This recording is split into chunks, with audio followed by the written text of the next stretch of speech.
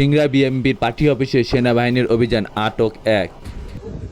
নাটোরের সিংড়ায় অনুমোদনবিহীন ব্যক্তিগত বিএনপির পার্টি অফিসে বাংলাদেশ সেনাবাহিনীর অভিযান দল গোপন সংবাদের ভিত্তিতে অভিযান পরিচালনা করে দেশীয় অস্ত্রসহ আলহাজ আব্দুল কুদ্দুস আকন্দ নামে একজনকে আটক করেছে।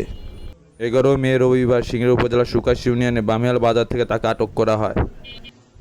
এলাকাবাসীতে জানা যায়, আব্দুল কুদ্দুস আকন্দ 5ই আগস্টের পর থেকে উপজেলা বামিয়াল বাজারে তার বাসার নিচতলায় অনুমোদনবিহীন বিএনপির পার্টি অফিস স্থাপন করে ব্যাপক ভূমি দখল ও চাঁদাবাজি করে আসতেছিল।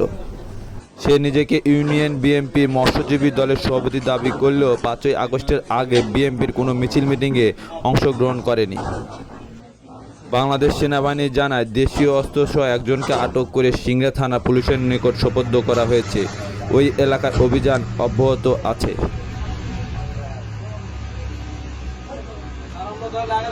ঠিক আছে।